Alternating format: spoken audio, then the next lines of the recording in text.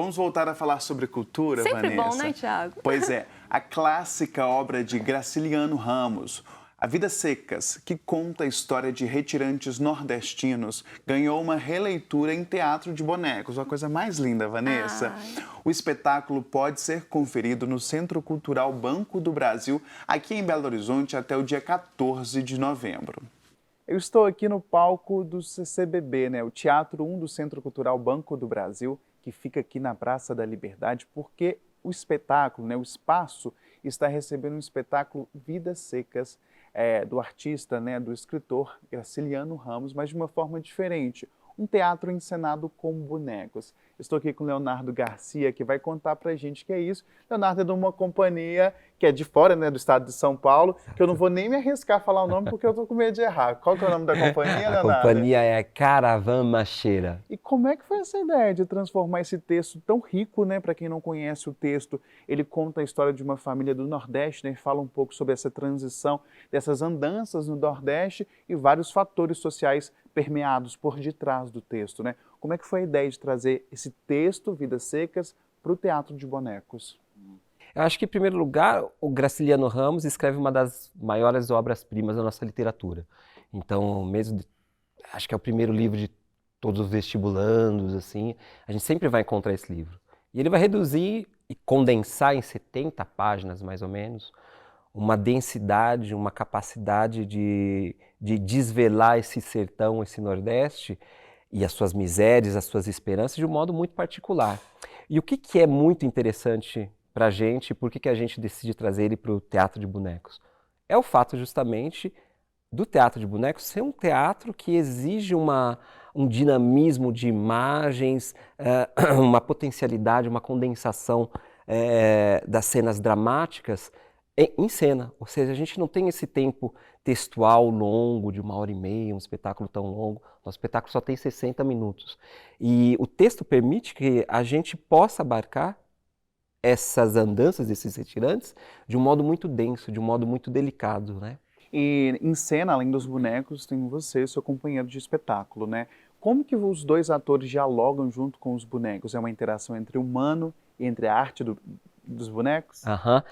Perfeito o que você diz, porque assim, no texto a gente percebe que o Graciliano Ramos quase não coloca diálogos entre os personagens, mas a gente vê muita descrição dos pensamentos, das emoções, das sensações desses personagens.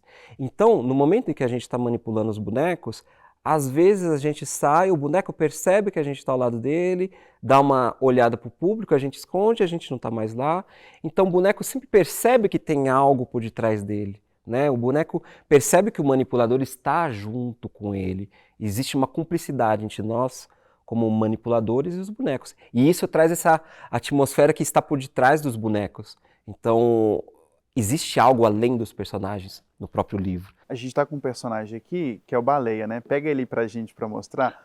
Olha só, é uma arte bem diferente, Os bonecos também são confeccionados pelo pessoal do espetáculo. Como é que é para o pessoal que está em casa, está vendo? É bem curioso, Tem juta, tem papel. Como é que foi a construção dos bonecos que vão estar em cena? Os bonecos, eles foram inspirados nos quadros do Cândido Portinari, por exemplo, que faz toda a pintura dos retirantes, exatamente.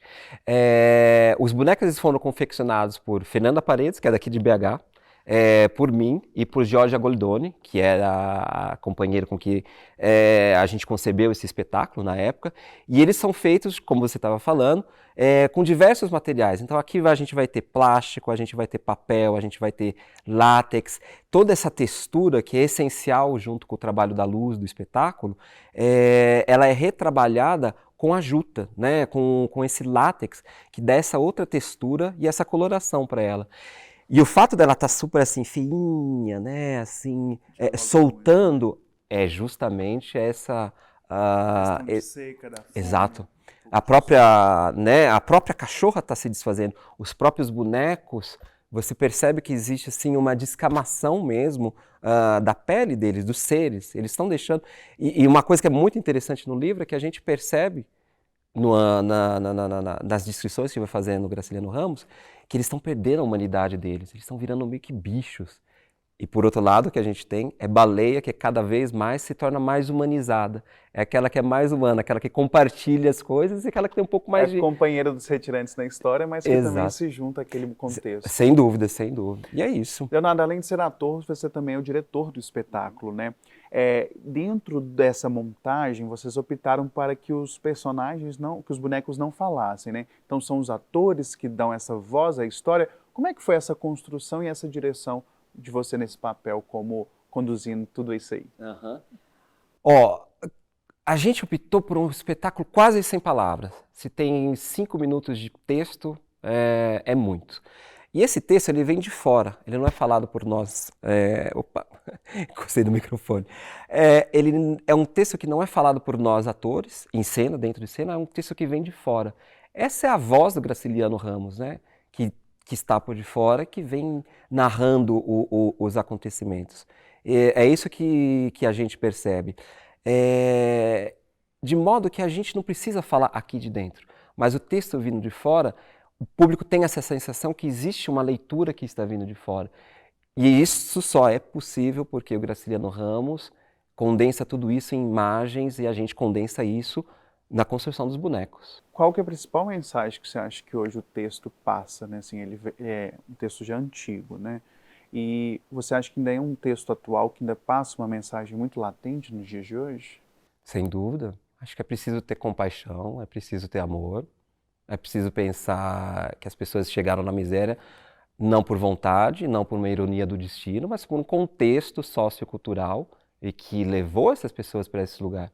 O retirante nunca é retirante porque ele tem vontade de sair, ele tem vontade de fugir, né? E eu acho que, infelizmente, ainda hoje, esse texto é de 38, ele faz muito sentido ainda hoje, né? Ele faz realmente... Ele causa ainda muita piedade no público e eu acho que isso a gente vê ainda no dia a dia. Leonardo, se você pudesse falar agora com quem está nos assistindo, por que o público deve vir assistir o espetáculo aqui? Eu entendo que o público vai encontrar com uma obra que talvez ele não espere, que é uma obra em que os sentidos daquilo que a gente conta aqui não está no espetáculo em si, mas está na própria construção do público. É o público que vai reconstruindo, a partir das suas próprias vivências, a partir da sua própria imaginação, o sentido real da história. O que a gente tem aqui hoje não é a história fiel de Graciliano Ramos, mas é uma história que leva a pensar em Vidas Secas de Graciliano Ramos. Leonardo, sobre esse palco, o espetáculo vai ser realizado até o dia 14 de novembro, de sexta a segunda-feira, às 8 horas da noite. Deixa seu convite para quem está nos assistindo. Bom, pessoal, nós ficamos até dia 14 de novembro, sempre de